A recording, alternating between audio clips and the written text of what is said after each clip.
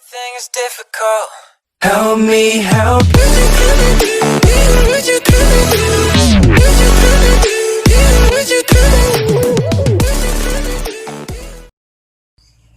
Halo teman-teman, perkenalkan nama saya Rolin Sanjaya Tamba, NPMG 1A 019068 dari Prodi Teknik Informatika kelas A.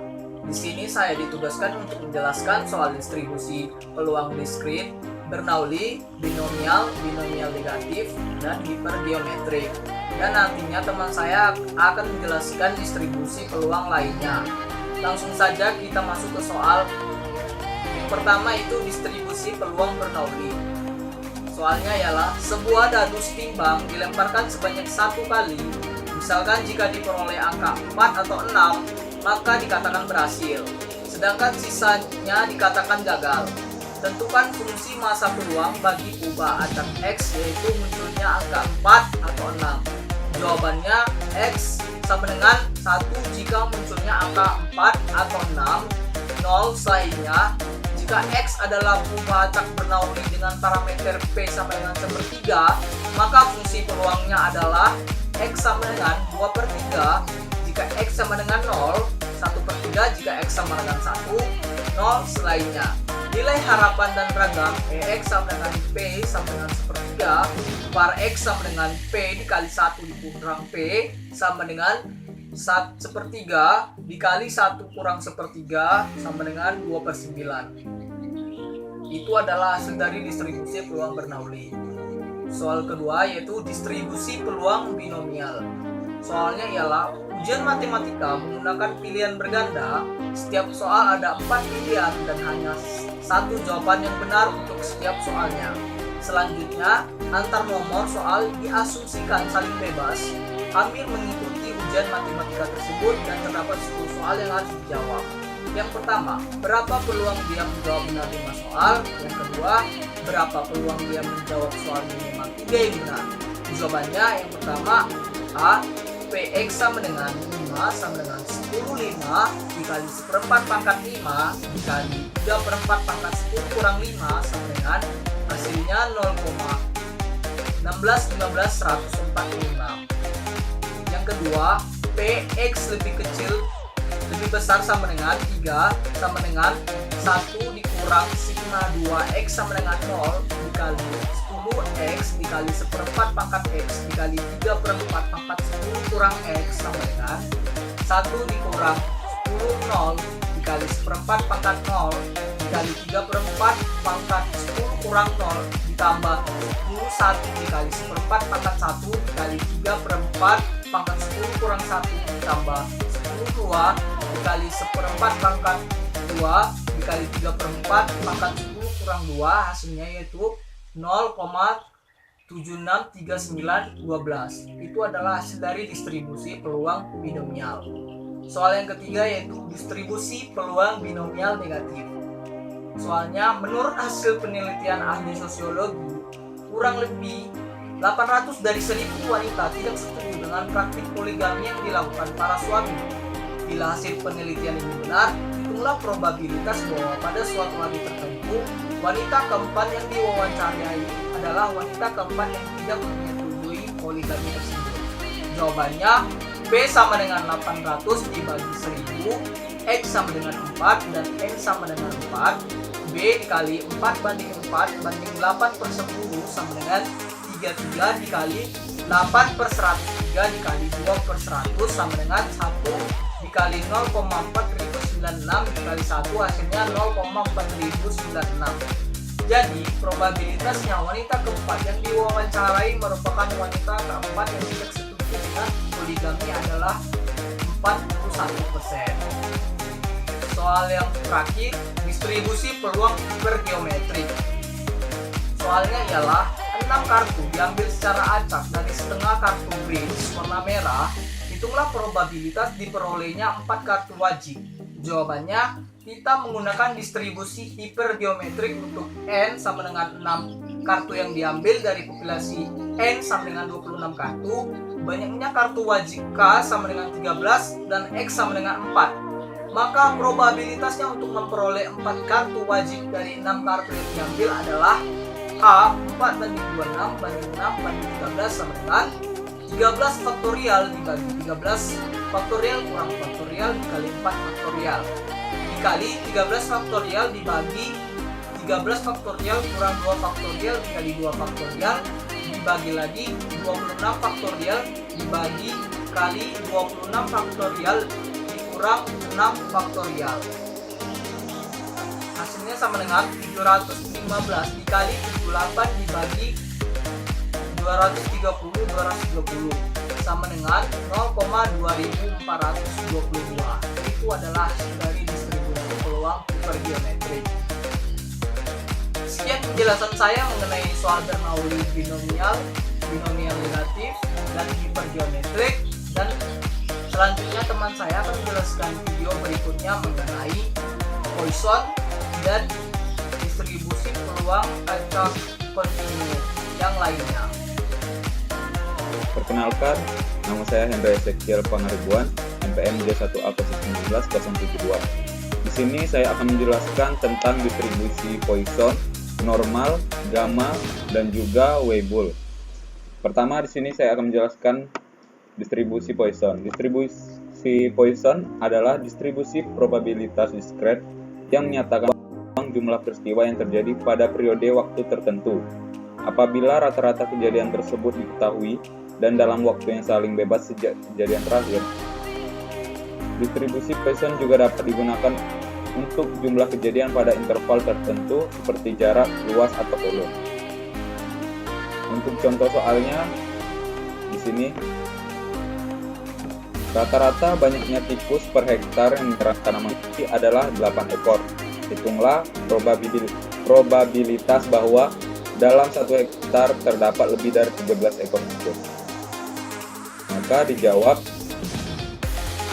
bila X menyatakan banyaknya tikus per hektar tanaman padi, probabilitas lebih dari 13 ekor tikus per hektarnya adalah P, X lebih besar daripada 13, sama dengan 1 dikurang P, X lebih kecil sama dengan 13, sama dengan 1 dikurang sigma 0,13, E pangkat min 8 dikali 8 pangkat X per X faktorial. Maka hasilnya menjadi 1 dikurang 0,9658. Hasilnya sama dengan 0,0342. Distribusi normal disebut pula distribusi Gauss. Adalah distribusi probabilitas yang paling banyak digunakan dalam berbagai analisis statistika. Distribusi ini juga dijuluki kurva lonceng atau bell curve karena grafik fungsi kepekatan probabilitasnya mirip dengan bentuk lonceng. Untuk contoh soalnya, di sini tinggi badan mahasiswa berdistribusi normal dengan rata 165 cm dan deviasi standar 10 cm. Tentukan berapa probabilitas mahasiswa UGM dengan tinggi lebih dari 180 cm. Jawab, P X lebih dari 180, Z sama dengan X dikurang rata-rata atau mean per simpangan baku, maka diubah menjadi 180 dikurang 165 per 10 karena simpangan baku ini didapat dari deviasi standar yaitu 10 cm, maka menjadi 10. Sedangkan untuk rata-ratanya yaitu yang tadi 165 cm dan X di sini 180, maka hasilnya menjadi 2,5. Dengan tabel didapat bahwa peluangnya adalah 0,9938, maka besarnya peluangnya adalah yaitu 1 dikurang 0,9938 sama dengan 0,0062. Selanjutnya, distribusi gamma. Distribusi gamma diaplikasikan dalam lamanya waktu untuk menyelesaikan pekerjaan. Distribusi gamma sering diterapkan dalam teori antrian dan teori reliability. Distribusi gamma, contoh soalnya, misal variabel acak kontinu X menyatakan ketahanan suatu batalan peluru dalam ribuan jam.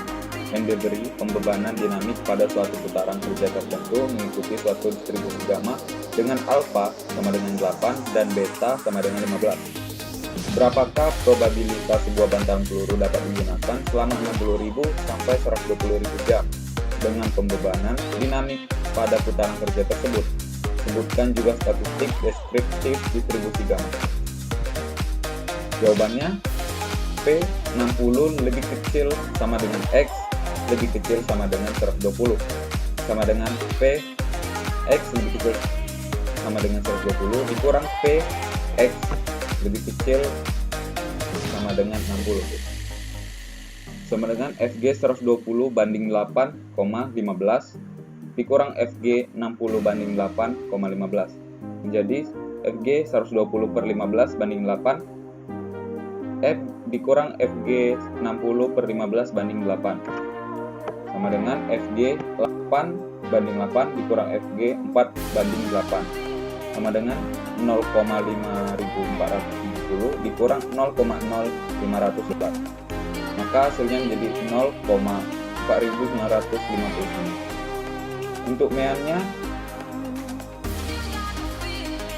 rata-rata sama dengan E dalam kurung X sama dengan alfa kali beta sama dengan 8 kali 15 hasilnya 120. Untuk varian simpangan baku kuadrat sama dengan alfa beta kuadrat sama dengan 8 dikali 15 kuadrat sama dengan hasilnya 1800.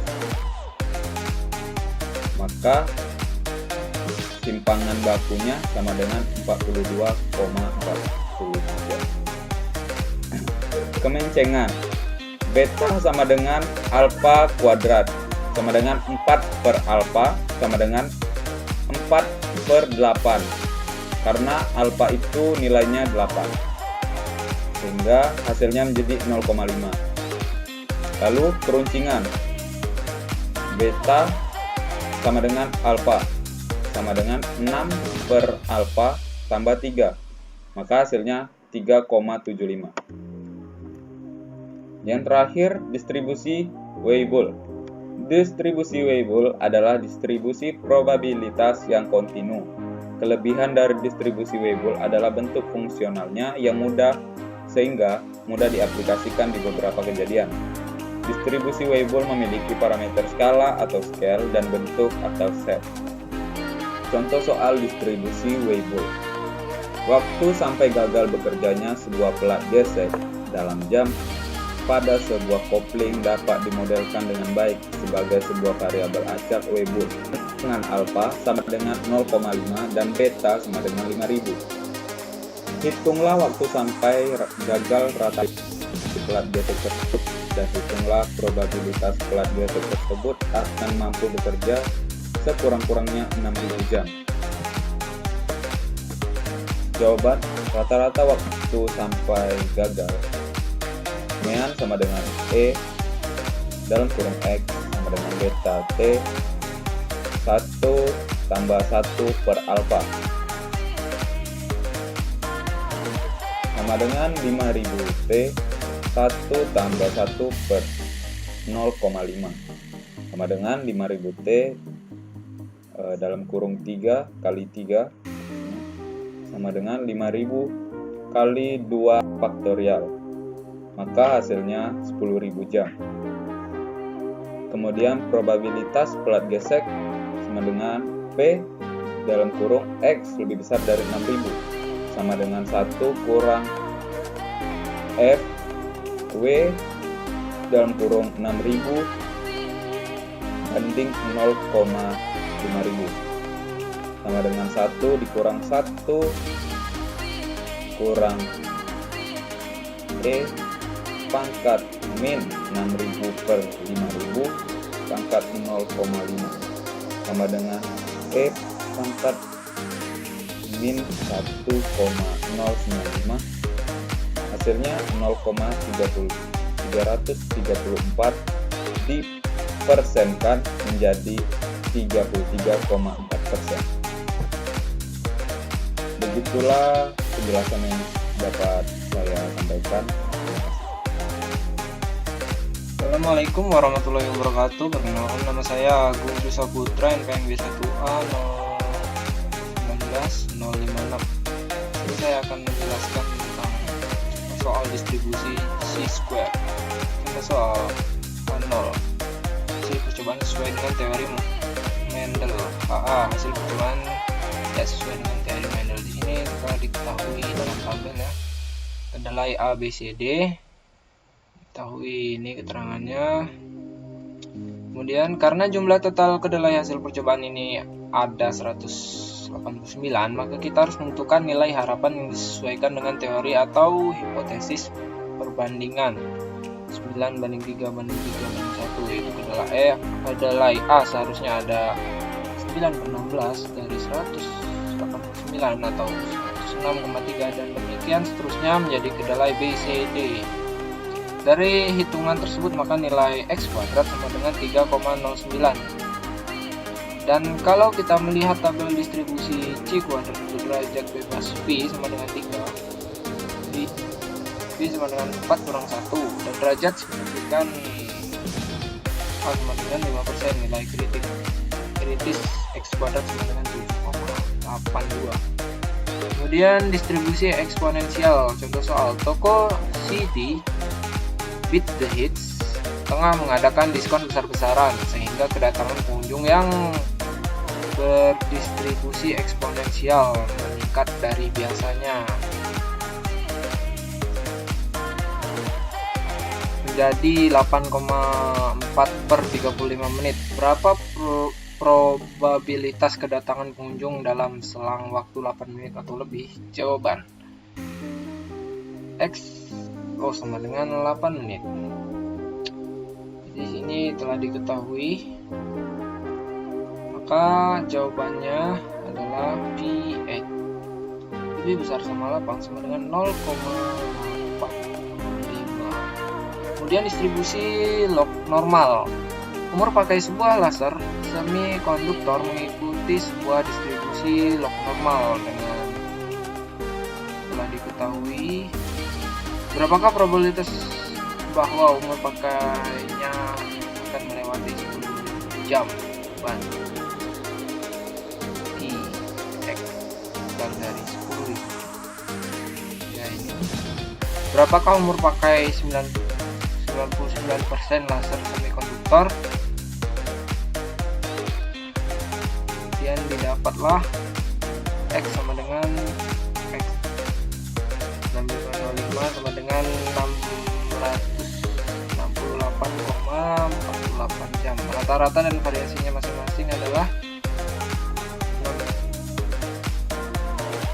EX, hasilnya 67.846,3, dan VX nya 39 miliar ya. 39.059.886,6. Demikian yang dapat saya jelaskan, lebih dan kurang mohon maaf. Apabila ada kesalahan saya mohon maaf. Assalamualaikum warahmatullahi wabarakatuh.